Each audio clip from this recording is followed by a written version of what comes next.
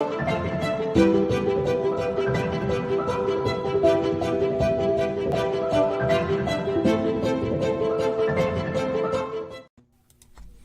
everyone. Good evening. Welcome to this special event brought to you by PGCMLS and the Prince George's County Office of Human Relations. I'm Nestor Diaz, the marketing specialist with PGCMLS. And tonight, our guest is 2022 to 2026 Alabama State Poet Laureate and award-winning poet Ashley M. Jones. She is the author of Magic City Gospel, Dark Thing, and Reparations Now. She's also the youngest and Alabama's first Black Poet Laureate. Her poems and essays appear or are forthcoming at CNN, Poetry, The Oxford American, Origins Journal, The Quarry by Split This Rock, Obsidian, and many others. She teaches creative writing at the Alabama School of Fine Arts and in the Low Residency MFA at Converse College. Jones co-directs PEN Birmingham, and she is the founding director of the Magic City Poetry Festival. She has also recently served as a guest editor for Poetry Magazine. Leading this conversation tonight is poet J. Joy Matthews Alford, aka Sista Joy. Sista Joy was appointed as the inaugural Poet Laureate of Prince George's County on September 18th, 2018, and she's the author of Lord, I'm Dancing as Fast as I Can, This Garden Called Life, and From Pain to Empowerment, The Fabric of My Being. That's it for me. You guys can take it away. Well, thank you so much, Nestor, and hello, Ashley. Hello. Very glad to have this opportunity to spend some time with you. First of all, fabulous book. Oh my God. Thank you. I had to say that before everything else. I know you were officially introduced by Nestor, and I'm very, very honored tonight to be a part of this conversation. Okay, so what we want to do is to let others know just how great your poetry is, just how powerful you are as a poet. And trust me, if they get nothing else from this interview, they will understand that Alabama has a poet laureate. Well, what we par supreme. I won't say bar none, par supreme. Thank you.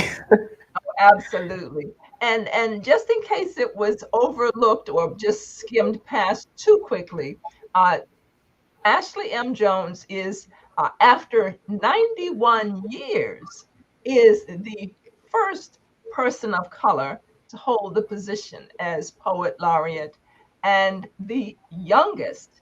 I won't give your age, you're a young woman, so I won't give your age, but you're the youngest Poet Laureate, and I'll leave that if you decide to disclose that information. But welcome, welcome, welcome. I'm so very happy to have you here tonight to share about this phenomenal book. And again, we want the audience, our viewers, to know Reparations Now is the book that we will be discussing today. Now, Ashley, the exclamation point begs the question, not just reparations now, but reparations now, exclamation point. That is it a command? Is it a demand? Tell us about the exclamation point behind the title. Yeah, I certainly will. And I'll say too, I don't mind disclosing my age. I'm 31. I feel excited that I've made it to 31, and I hope I keep feeling excited every year that I reach. And as far as the title, the exclamation point is really just to underscore how urgent this is. Reparations have been needed since the very first enslaved person was enslaved. So we're way past that. We are way, way past that. And we are in need of this conversation to finally happen in a worthwhile way. And so that's why there's the exclamation. It's not a casual request. It's a demand. It's a command. And it's urgent. So. Well, absolutely. As I was reading the book, I felt that it at once, it was a book of information. It was a book of challenge. It was a book to edify, and not just about the South, but about where America is today.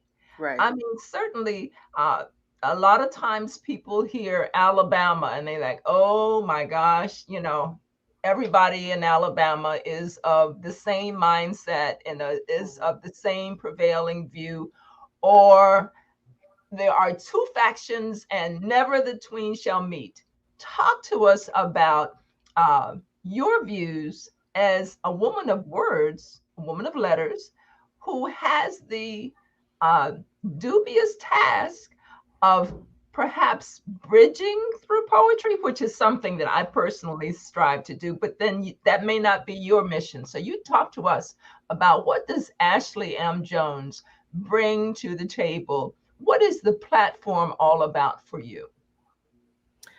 Well, I've always really wanted to start conversations. For me, it's hard to set a goal of bridging any sort of gap. That's a very lofty goal. And it's maybe hard to understand how to do that. So I break it down into smaller pieces. So for me, the first part of that as an artist is to be my authentic self on the page. I think that's my responsibility to myself and to the work, to be very authentic. And in that authenticity, I'm hoping that others can come into the work, come into the stories that I'm telling about myself, about the country. As you mentioned, I am from Alabama. However, what I'm talking about deals with or talks about the whole nation. These are not issues that are contained to a certain region of our country. So I'm hoping that when people read my work or hear me read my work, that they're able to learn something. They're able to start thinking about their own place in our society. They can think about whether or not they are complicit in some of the problems that we're facing. And through that self-discovery, which all stemmed from me being very specific about myself, from that self-discovery, then I think maybe there's something like a bridge gap, joining that could happen.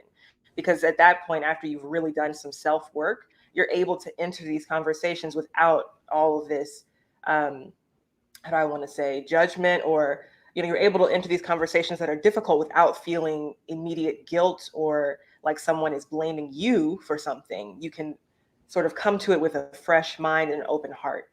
So that's my goal. And again, it's a big goal. So I try to just take it piece by piece. I just have to be myself, listen to the work, and be, humbled by the work, and the rest kind of will follow. Absolutely. Now, when we look at your story, and some of us have done a little bit of digging, so we see that there was a point at which Ashley decided, I've had enough, and you left Alabama. But here we are today with Ashley as the state poet laureate, entire state of Alabama. You represent not just Black folk in Alabama, not just progressive folk in Alabama. You represent the state of Alabama from a literary perspective, speaking on culture, speaking. Talk to us. How did you consider that this was? Did you go back to pursue becoming poet laureate, or just give us a little bit about that journey? Yeah, I mean, I guess when I left, I didn't imagine that I'd be gone forever. I'll start there. I left to attend graduate school in Miami, which is a different world completely from anywhere else that I've ever been.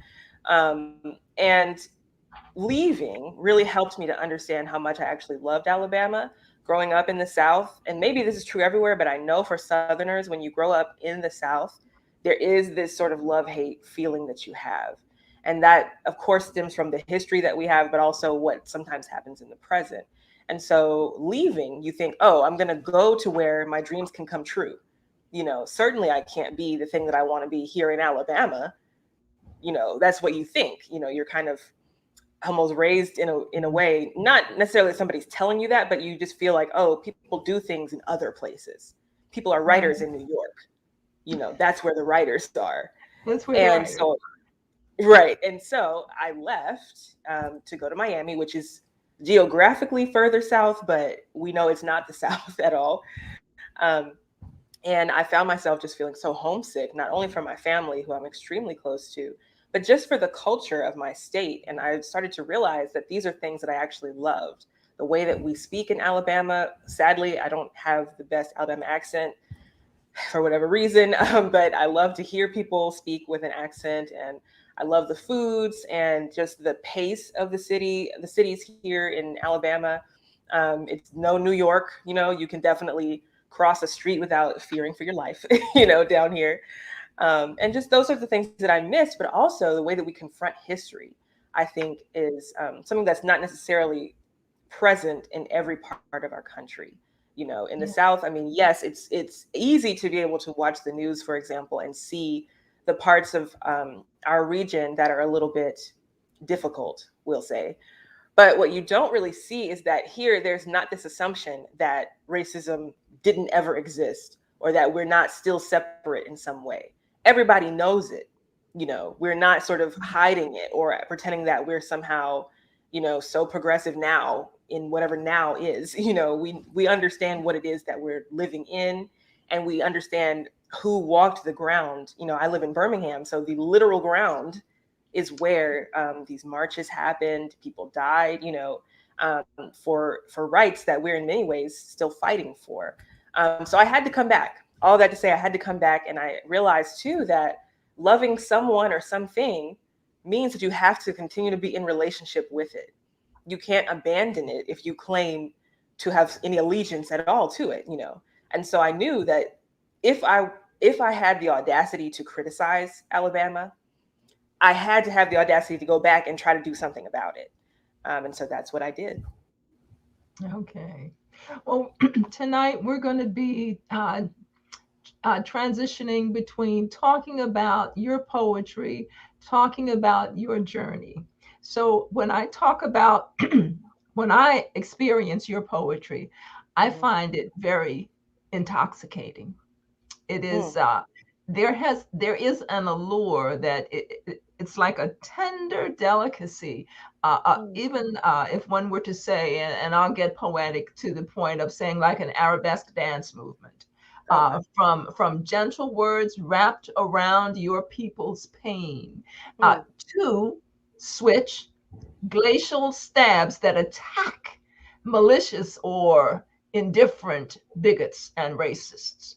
So there is that duality that is so strident, so, I mean, there's no sugarcoating it. Excuse me. And what you do is done with such truth and honesty that it's not a question of, well, is that true?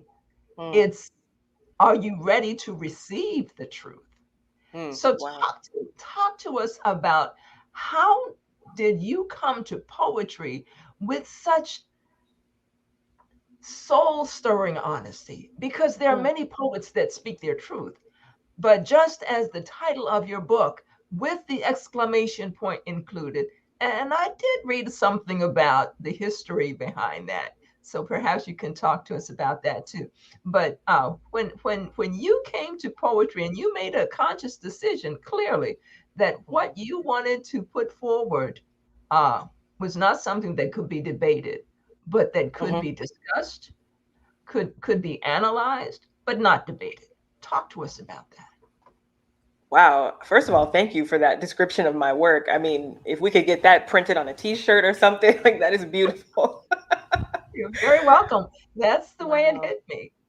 Wow. Thank you. I love when other poets talk about poetry. Like, it just, we talk about things in a very particular way, and it's just amazing. So thank you so much. But as far as where I started in poetry, I have to go all the way back to the year 1997 when I was 7 years old. And, as a kid, I was super into books anyway. I have to shout out my parents for that, because they kept us deep in education and arts. We at home, we learned to read by the age of 3. There's 4 of us Jones children. And so we were all reading as little tiny people and writing. My mom would teach us how to write and how to use sentences and all the things. We had like basically preschool at home. She is a genius. So she did that for us. And for recreation, we watched public TV. So we would watch Mr. Rogers, Arthur, Sesame Street, all those, learning, self-love kind of shows. So we were always just wrapped in this world of learning, discovery, and art making. My dad actually was. The dividends have paid off big. Yes. I mean, I didn't know as a kid that this would happen. I had a dream, of course, of what I wanted to be, but everything that they put into us has, you know, come out in these amazing ways. We're all artsy people. And so as a kid, I was always reading books, and I loved going to the library. I remember always doing the summer reading at the libraries, and just always having a stack of books. So as a 7-year-old, I would, you know, visit the school library as well. And on this particular week, when I was given this assignment to memorize something and recite that something, I had been reading the book Honey, I Love, which we talked about a little bit before the show. Yeah, which is a beautiful book by Eloise Greenfield, who, yeah, there it is, who made transition a little while ago. She was an amazing children's book last author. August. Wow, it's already been, wow, goodness, time is something else. But she was amazing, and I never got to meet her, sadly. But this book met me when I was 7, and I was just thrilled by the book because it's so full of Blackness. And you know, we probably don't have time for me to go into, you know, how I came into my Blackness. That's a long story that I know every Black person has a story about, you know, how they fully realize themselves. But at this time, at age 7, I was just very thrilled to see Black characters and Black stories being told in this book of poetry. So I decided to memorize the poem Harriet Tubman.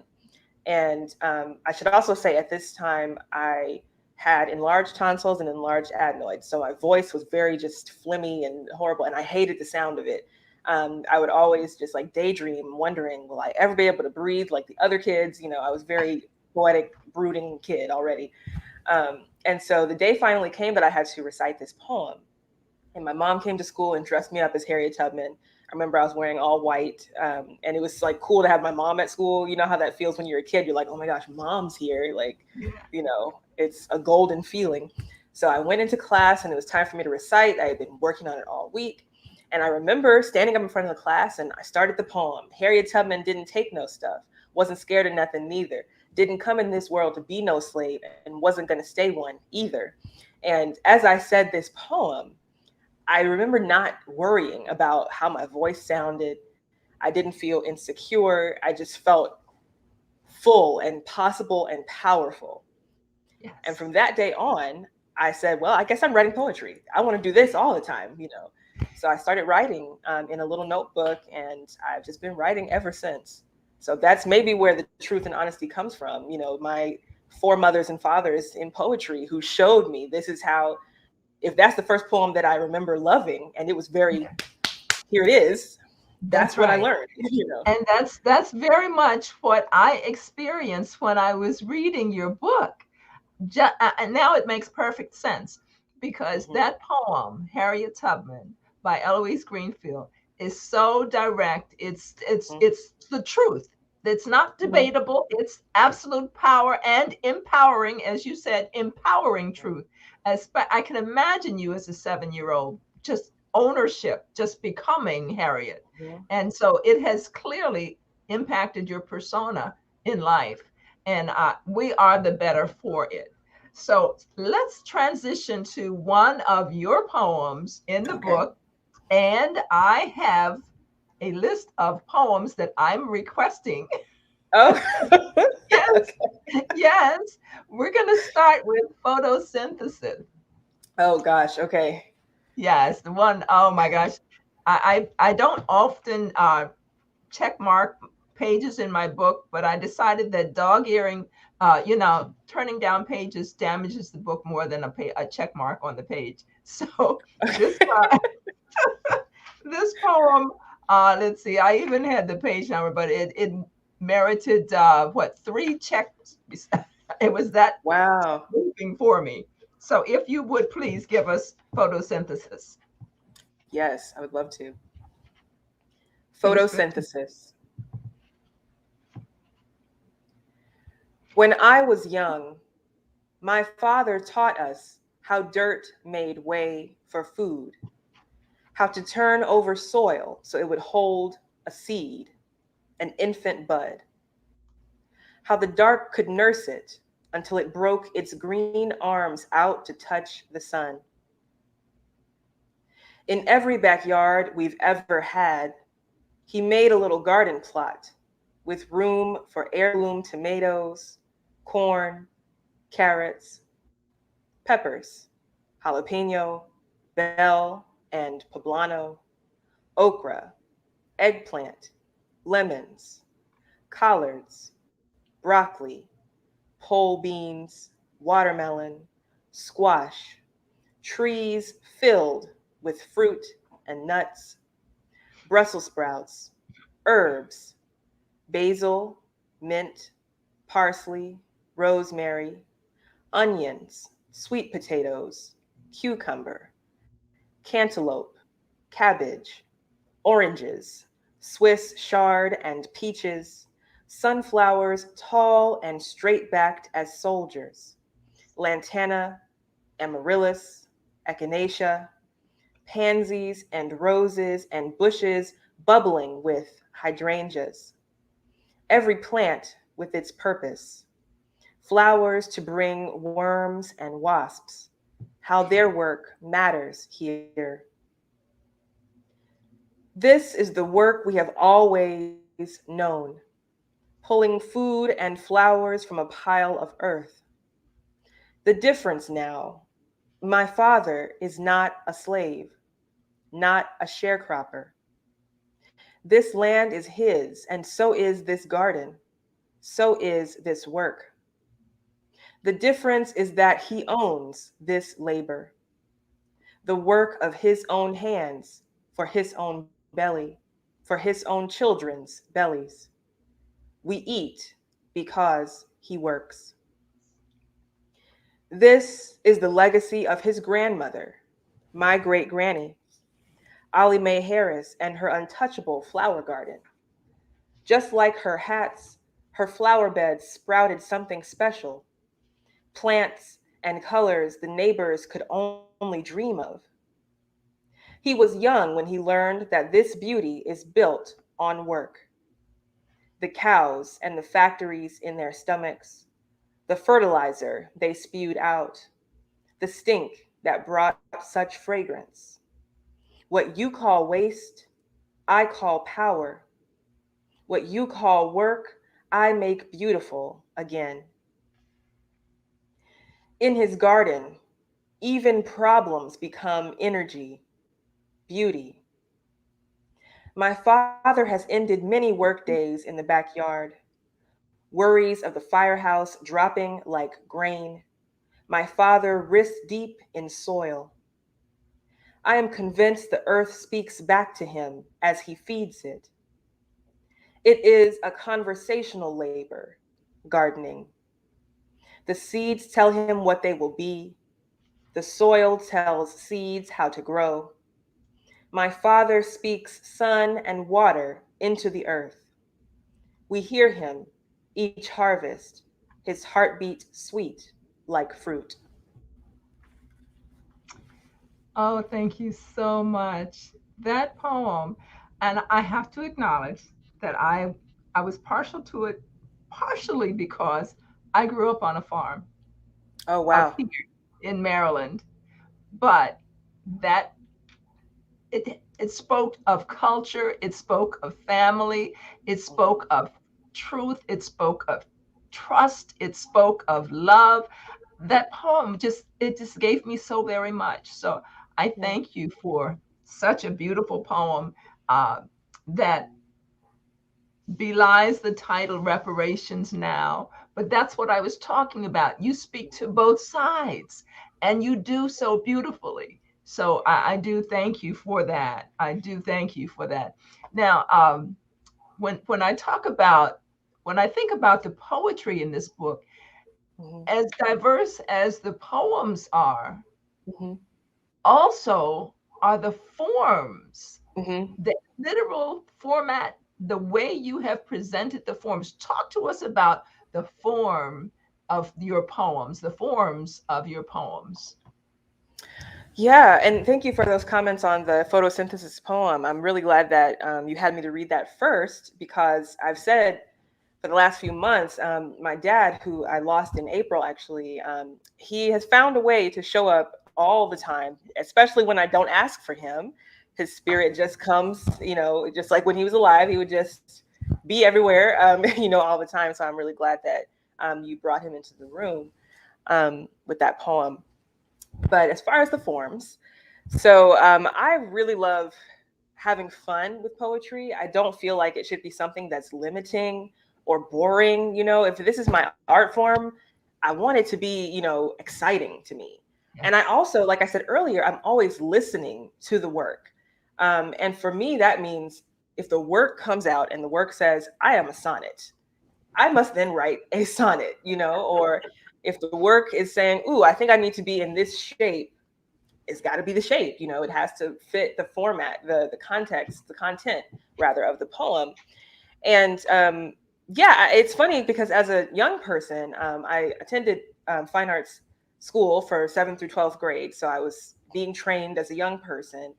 And all the while I was like, oh, form is horrible. It's so, boring and so constricting. We should never write in form. And it wasn't until I got to graduate school and my professors showed me works by people who looked like me. When I started to read Patricia Smith or Gwendolyn Brooks, I started to understand, okay, these forms can actually work for somebody like me. I don't have to feel edged out of these forms that have been dominated by white writers, if we're being honest, for so long. I can make them fit me and they can be another dynamic part of the poem. I'm someone who loves fashion. So just like I dress myself for the occasion, down to the accessory, the poem has to be well dressed as well. So it has to have all of the things that it needs to say what it has to say in the best possible way. So that sometimes means we have to use rhyme, or I have to use a lot of white space, or whatever it means. So I just like to explore. I feel like it's just so much fun to try on different things with your poems. Well, your explorations are so very enjoyable. I want to share, let's see, how about that this is more along the lines of concrete poetry, where you have a particular design of the poem, but that's one of the ways that you can find the beauty of her discovery of her journey through words. And I put that up as a tease because I want people to go out and get this book just to read the poetry. And that poem, when I first opened, and by the way, it is the first poem in the book. So that was an invitation that could not be denied. And of course, you're turning the book. Mm-hmm. It's fabulous. So how creative, how wonderfully creative was that journey? Thank you for that. Now, let's see. Let's hear one more poem before we switch back to direct conversation. How about page 17? She is beauty, she is grace. We did one for your father. Now this one is for your mom. I see what you're doing, Sister Joy, and I appreciate it. I think my mom is watching right now from Alabama. Wonderful. I'm not in Alabama, interestingly. I'm on the road. Okay. I'm always doing too much. So, so yeah, this is about my mom. And I've been so blessed to have the family that I have. I mean, honestly, I would not be anything close to what I am today if I did not have the parents that I have. And, my parents made sure that we knew how valuable we were. We were very aware that being Black was a good thing as children, which looking back, as a kid, you're like, okay, we get it. We've got a Black Santa, we got a Black Jesus, we're Black, but as an older person, I am just so thrilled that my parents had the sight to know that we needed that foundation to stand up, strong and confident as adults. You just don't realize it as a kid, but I love being Black and I love being a Black woman because I saw my mom being an amazing Black woman. I love Black people because my dad was an amazing Black man. My siblings are amazing Black people. It's just a joy. So let me read the poem because I could go off, on a tangent. She is beauty, she is grace, for Breonna Taylor and Sandra Bland and Oluwatoyin Salau and so many killed Black girls. My mother always told me I was beautiful. She oiled my scalp with proud mother care. She bought me baby and Barbie dolls who shared my skin, brown beauties who smiled back at me, whose infinite stories I told each day in my playtime heaven. My mother gave me dreams and a Barbie dream house. She gave me the right way to tie my shoes and tuck my shirt. She gave me a well-perfumed joy. She told me how God made me black and worthy.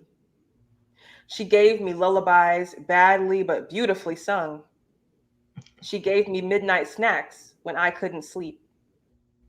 My mother gave me love, gave me life. She knew, surely, what awaited me outside her door. She knew what she and Dad could not stop. Knew the world outside of Barbies and Sesame Street and songs and bubbles and hair barrettes was plotting my demise, that it wanted to gulp each of my little girl giggles. She knew it, so she filled me up to the brim with every dream and every smile and every assurance that I was made beautiful and full of a life that mattered, that nothing could steal that. She knew the world would threaten that peace, but that those sparkling moments, that love, that life, that beauty were all worth fighting for. Oh, this was another. I just was so touched by the obvious grace of this poem. There is a flow where you start with the very positive. Everything you're saying is just about love, but then you insert the realities of life today. Yeah. But then you go back to the love, Mm-hmm. and that flow is so beautiful, and it is just masterfully done. I thank you for that poem. She is beauty, she is grace. Uh, Another exquisite piece by Ashley M. Jones, and I'm sure our viewers agree. Thank you for reading that one. Yeah. Now, when we talk about the message of the book, what was it that first made you realize that reparations now, Mm-hmm. what has come to be, is the best response for the realities, not just of racism, but social injustice that exist clearly not just in Alabama, but throughout America? What was it that drove you to write this book? Because this is what, book number 3? Yes. Yeah, Mm-hmm. yes. So tell us So, about that journey. yeah, it's interesting. Everyone assumes that I started with the idea to write Reparations Now, but the title of this book was the last thing that came about. Oh, And that's usually how that's usually how it goes for me with books, because I'm really spending all of my time listening and writing about the things that I'm obsessed with. All of us who are writers, we know we're made up of so many obsessions. That's where the work comes from. yeah. And so, just like every other book, I said, okay, this is what I'm thinking about. Let me write these poems. And of course, my feelings were focused on certain things. I mean, I wrote this during the time of a certain president, so I definitely had some thoughts, as I was writing. But I was also going through a self-love journey. I was moving toward age 30 as I wrote this book, and I was really trying to understand myself and forgive myself and understand what it really means to love myself. Kind of like what I was talking about earlier about Alabama. I was trying to find that same feeling for me, and of course that means I had to go into my Blackness as well, and what it feels like to live in the United States of America, where it can be hard to understand self-love. I'll say it that way. There are so many, growing up as a Black person, there are so many aggressions, micro and otherwise. And I don't even know that I believe in microaggressions. Even if it's small, it has a huge impact, Yeah. on you. If someone says or does something that is little. I mean, obviously, someone, putting pencils in my Afro puffs in algebra class, which they did, that's smaller than someone murdering me. Yes, I understand. But the impact, it's a big impact. still. So in these poems, I, just was writing what was on my mind. So that meant writing about history, writing about Alabama, writing about myself. And the title poem actually came really late in the process. It was one of the last poems that I wrote. And that came to be, I was sitting at school one day and I think I was preparing a lesson. And I forget which poems I was sharing with my students. Maybe it was that I was teaching March, the John Lewis books, March. And I wanted to give some historical context for the students. So we were going to watch George Wallace's inaugural speech from 1963. And so, which is a doozy. If you've never listened to the whole thing, it's quite an interesting experience. So I printed out the whole speech. Something just told me, you need to read this whole speech. And I never had before. Like I'd seen the clips of the speech forever because I'm from Alabama. We just see that, all the time. Yeah. And so I read the speech and I was underlining and highlighting. And I found myself realizing these words sound just like what I heard last week on the news from the current president. So like, if you had not told me what year this was from, I couldn't believe, sorry, I keep hitting my microphone. I couldn't believe what it was that I was reading. I mean, I always have known, that the progress narratives are not necessarily true, but to see it printed in black and white, I was just like, whoa, what is going on? And so that, week, as I was preparing to teach this lesson, at school, started to put this poem together. The title poem, Reparations Now, Reparations Tomorrow, Reparations Forever.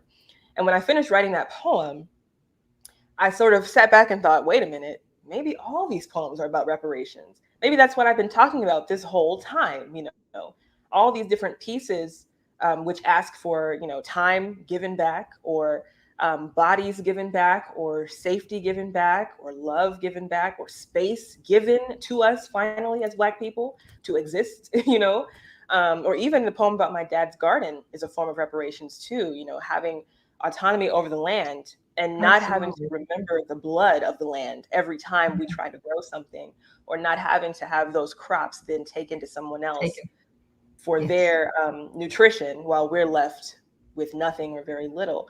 And so in writing that poem, the whole book became very clear to me this whole time. The poems knew now. I just didn't know. They always knew what they were. I just was late coming to it myself. I finally was like, oh, okay, this is what y'all are. I'm But sorry. Isn't that the purpose of poetry? That absolutely, at least for poets. I don't know about anybody else, but for poets, that is the purpose of poetry, to bring us to that place of wholeness and understanding. And that is that revelation does come. That's when you know you're where you're supposed to be. Yes, exactly. I'm sorry, I had to interject. Go ahead. No, please. Because I can go on and on. I am a Leo. I can talk for a long time. Well, I just when I thought about after I finished the book and I put it down, and of course I picked it up again several times since, just to go back and reread certain ones, but I felt that I knew you intimately after having read this book. You revealed yourself without any hesitation, I believe.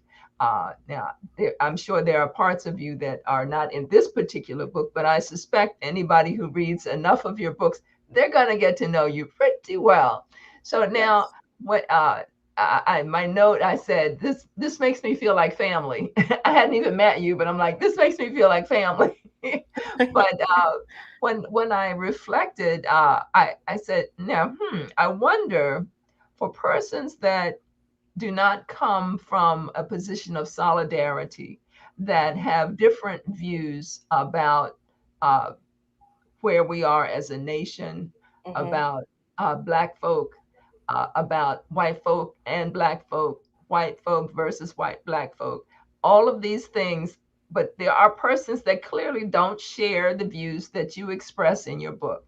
So how would you expect those persons to receive the poetry that you've written?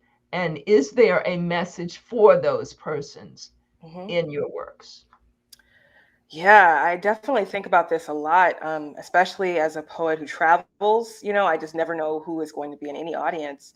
And I mean, I've been very blessed so far. People from any side of the aisle, that interesting phrase, they have found something, to cling to in my work. I think one thing that I would hope people do who are not, already on board with the reparations movement, I hope they would just read the book. Don't stop at the title. Open up the book and read the poems in there and see what it is I'm actually talking about. I think that's something that is missing in a lot of these conversations, is actually listening to other people.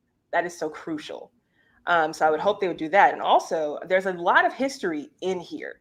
If you don't believe me saying Black people have been wronged in this country, just read the poems, look up the history for yourself. The books are out there. We're not making this up. No one's making anything up. Who would make this up?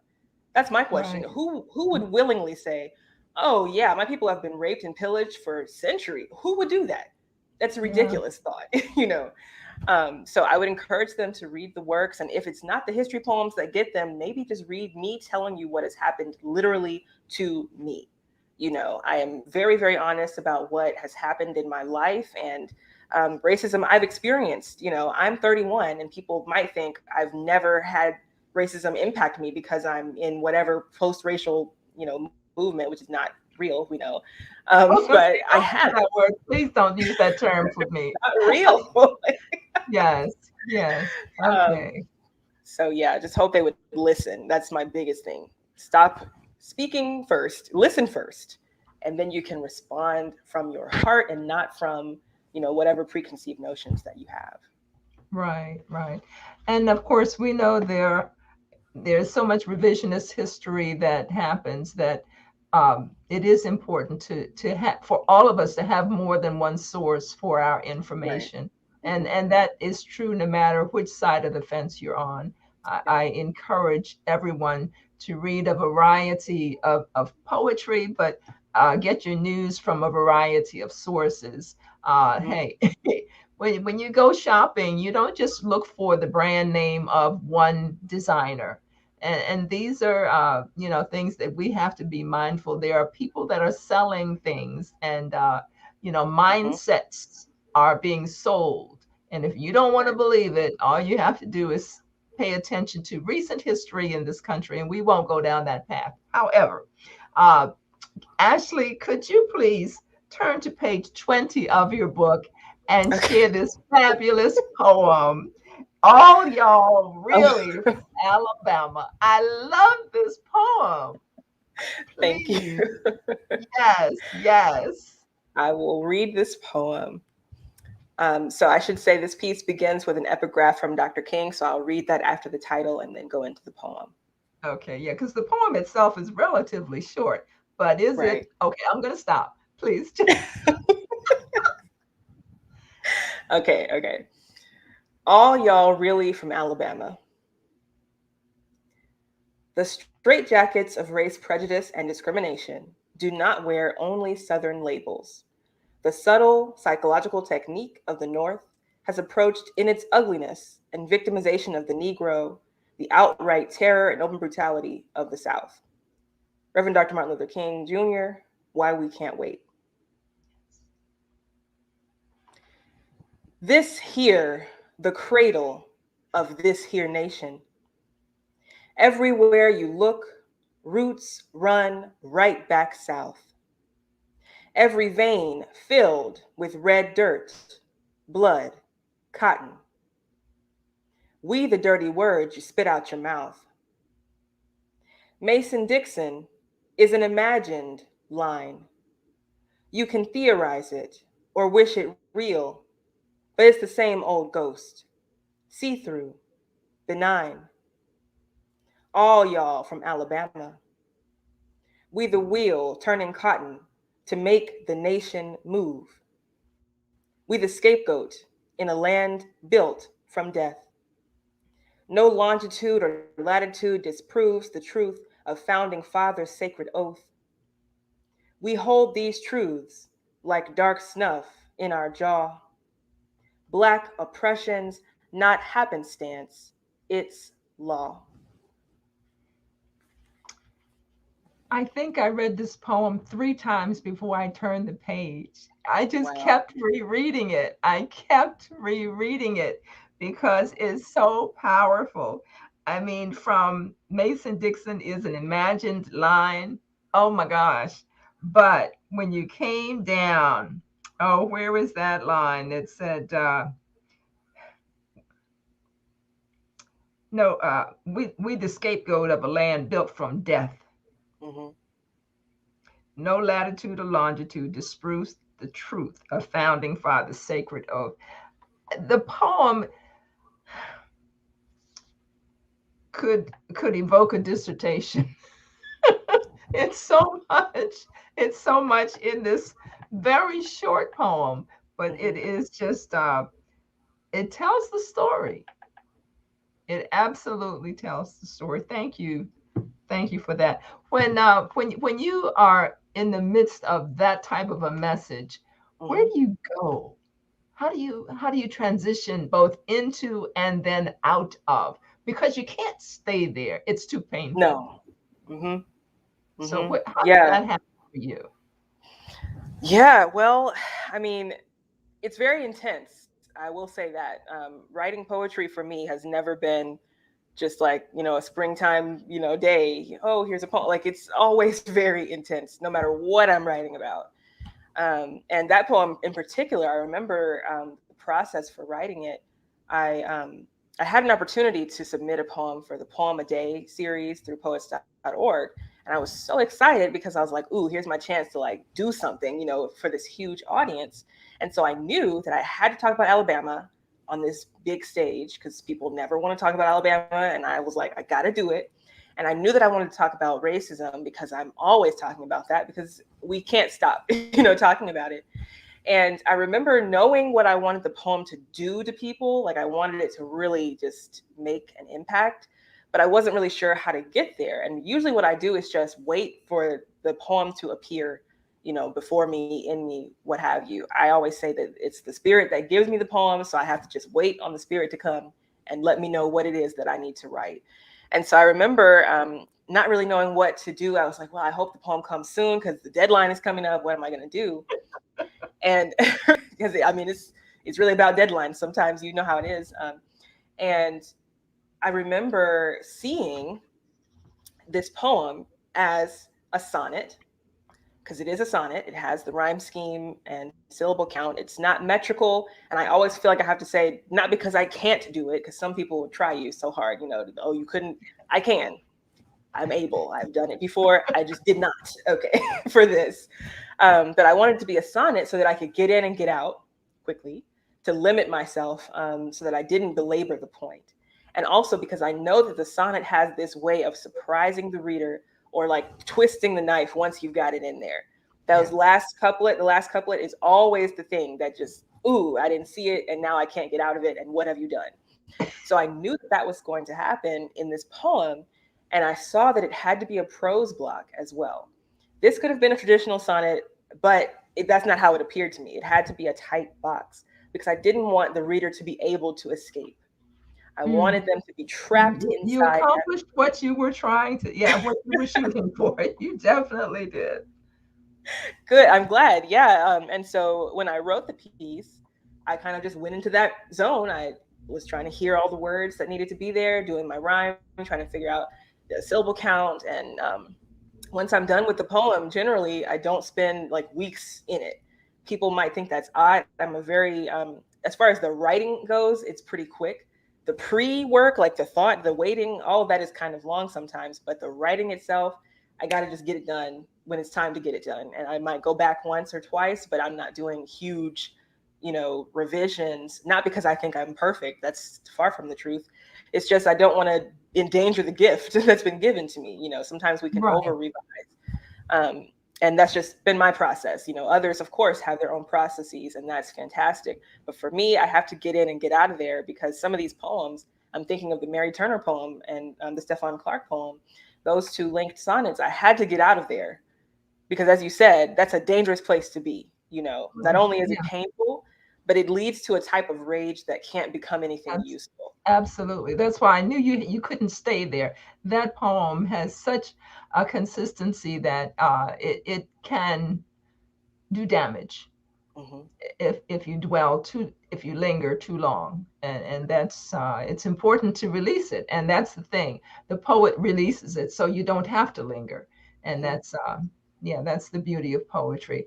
There were a couple of things that I wanted to talk about just generally as far as let's speak about poetry as activism. Hmm. Certainly your poetry is that of activist poetry. Speak to our viewers about what does that mean to you?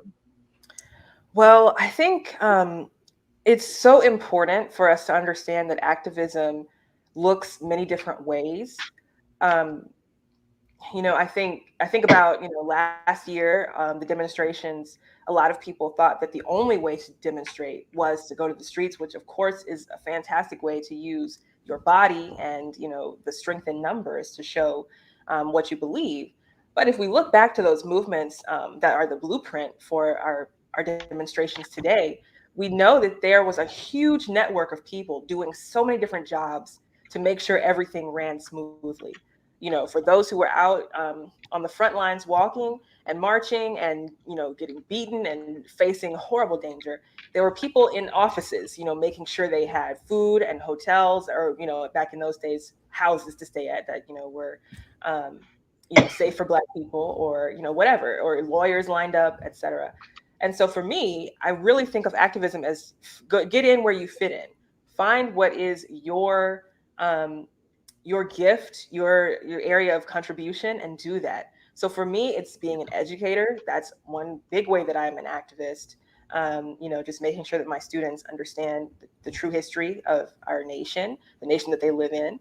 But also in my poetry, I feel like that's one of my major forms of activism as well, because I'm able to say the things that need to be said. And in many ways, I am also putting my body on the line. I am showing up to these readings, saying these words with my name attached to them. It's not somebody else, it's me, by myself reading the words. So, that's a little dangerous as well. But I try to use it, as I said earlier in the conversation, to get people to find empathy in their Mhm. hearts somewhere, to use knowledge, to read something that's maybe not what they're used to, or to be inspired to go to a library and open up a book and read about the history as well. I wish people would remember libraries exist. We can still Yes, read books. they still do. Yes, and they're still a viable option for information. Yes, Yes, yes. they Um, are. let's talk about accessibility, Hmm. the accessibility of poetry and information, but of poetry in particular. Yeah, that's, I think, another part of activism, honestly, to make poetry more accessible. I think one of the tools of the white patriarchy has been the way that our education is delivered, honestly, and the ways in which gates are kept. Some of us have felt like, growing up, oh, I don't have a place as a poet because I'm not someone who's going to reference 50,000 Greek, references in one poem, or I'm not someone who can write in perfect meter, or I don't understand this poem, so I must be stupid. But it, of course, was not written to be understood. I mean, that's a whole other conversation, Yeah, you know. yeah. Another conversation, an hour's worth. Right. Right. Okay. Yeah. And I don't want to be a part of anything that keeps a gate around poetry, because I really think it's more than just words on the page. These are soul connections. And if we're edging people out of the soul connection, like, what are we really doing? Why am I communicating with you if there's all this confusion around it? What am I really trying to say? I mean, I think the answer is probably nothing if, if it's that hard to Right. understand. Yeah. So yeah, it's just very important to me. And so hopefully, I mean, it sounds like my poetry is pretty accessible. People have said that to me before. And Yes. so, Absolutely. Yeah. Obvious. What is it? Obfuscation. I can't even think of the word now. But when you purposefully dilute the message to for the purpose of I don't know what the purpose is. I just really don't. But I thank you for very accessible poetry. That's one of mhm. the things I loved about your book. It just welcomed the reader. It certainly welcomed me. Now, of course, you're a teacher. So Mhm. we talk about you as poet laureate, and we talk about your journey to getting there. But talk about your career as a teacher and the importance of that in your work. Well, I absolutely love being a teacher. I never thought growing up that I would be a teacher at the high school at which I attended. I did not think that would be the case at all. In my mind, I was going to get out of there and never look back, as we all think. Um, but I love it. I mean, I think if I wasn't a teacher, I really would not be a very good poet at all, because you can have studied poetry forever, but if you aren't able to continue learning and continue accepting new ideas and learning from other poets and humbling yourself, that's huge for me. Humbling yourself to the knowledge that you're not the best poet ever. Like, we're all doing the same thing. Yeah. I am not somehow the messiah of poetry. That's not a thing. And It's being a not a teacher, thing. Yeah.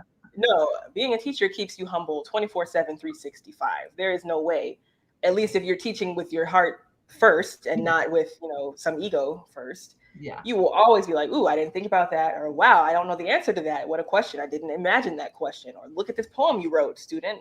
I have never seen anything like this before. I'm going to try that too, and just wanting to present new work to the students all the time. I have to keep reading and keep discovering, keep researching. So I love it. I mean, I think teachers are the best ever. Everybody should thank all their teachers, those who were good to them, because we work very hard to educate people. Okay. Well, before we wind down, there's one more poem that I'm going to ask you to read, Okay. and that was it is entirely possible for a Black girl to be loved. And that's on page 39 of your book. And I hope some of our viewers have their copies and they're reading along with you as well. But this will be our closeout poem from Ashley M. Jones, Poet Laureate of the state of Alabama. Ashley, the floor is yours. Thank you. Somehow I knew you were going to choose this poem, Sister Joy. I knew in Oh, my why? heart, How I could said, I she's going to not? ask me. How could I not? Well, I'm glad that you asked me to read it. And I'm glad it's the last poem, so it's fresh in everybody's minds, this image, this message of self-love. It is entirely possible for a Black girl to be loved. See me, Black as I am, and call me beautiful. No revolution necessary, no brave needed, just loving me. It is not unusual to love me, Black as I am. It is not because I'm so strong, so exotic, so walk on the wild side. What side? See my skin. It's not chocolate or coffee or caramel. It is inedible. It is nothing to see with colonizers' eyes, nothing to trap with pity or praise, nothing to bruise, to make purple with your power. My skin is soft like anything soft. It is a reflection of God. It is a heavenly mirror. Don't you see that? You're there too. Black as I am, I can shine anything back. Even the sun wants to cling to me. Oh, such beauty, such exquisite, phenomenal, powerful, beautiful words. Ashley M. Jones, thank you so much for spending this time with us today. And can you give folks contact information of how they may be in touch beyond purchasing your book, but also even how they can purchase the book? Yeah, if you visit my website, which is so conveniently placed here, thank you to the behind the scenes people or the in front of the scenes people now, Kyla. You can go to that website. There is a contact form there. So if you want to email me, you can use that form. There are links to where to purchase my books. I do encourage you to visit your local independent bookstores or your local libraries to check out the book or purchase the book. It's available wherever books are sold. And if it's not sitting in the store, they can order it. So that's where you can get the book, and that's how you can interact with me. Okay, well, thank you so much. Kaya, how are you? How did we do? This has been so amazing. Thank you both so much for being with us. It's just been a complete gift to Prince George's County. Thank you both. I want to echo what Sister Joy said. The best way that you can support artists is by purchasing their books. And so locally here, we have Mahogany Books in the southern part of Prince George's County. It's also Loyalty Books with offices or branches in Washington, D.C., as well as Silver Spring, Maryland. And of course, you can take out Ashley's books and Sister Joy's books from PGC MLS. And if you do not have a library card, they would be happy to get one for you. On behalf of the Prince George's County Office of Human Rights, which is where I am, thank you both so much. Thank you to the library for another incredible partnership. And a special shout out to Nestor, who has been doing everything behind the scenes. Thank you, for Nestor. This event. Thank you, Thank you, Nestor. For those watching at home, we do have a bunch more wonderful events coming up, including tomorrow when Prince George's County Reads kicks off. Well, we will be reading A Question of Freedom by Dr. William D. Thomas III. It's the families who challenged slavery from the nation's founding to the Civil War. It is about families right here in Prince George's County who made legal challenges against slavery and really changed the world. And so that opening event for that is tomorrow night. And you can learn more about that event, and please come and join us by going to pgcmls.info/events. You can register there. And you can also visit our event webpage at a really not tiny URL, tinyurl.com/PGCOHR events to see what else we have coming up for you. Again, Sister Joy, you were just an immaculate host. It was an incredible honor to have you. And it always helps when you bring me great books to read. I'm happy to introduce authors of books like this anytime. It's been amazing. And Ashley, and for those of you watching who don't know this, Ashley has been on like pretty much a world tour right now. She's BBC, Good Morning America, ABC, New York Times. I mean, and so the fact that you chose to make some time out of your schedule to come be with us tonight is a huge honor. So, the pleasure was all mine. This was an amazing conversation, and I can't wait to meet you in person one day, Sister Joy, up in Maryland, and to see you again, Kyla, in person. When travel opens up and I'll have to make my way down, I have family in Alabama, in Birmingham, Alabama. Well, come on down. My goodness. Okay. Well, so thank you so much, everybody. And so from all of us here, good night, and hopefully we'll see you all soon at another event. Bye. Bye-bye.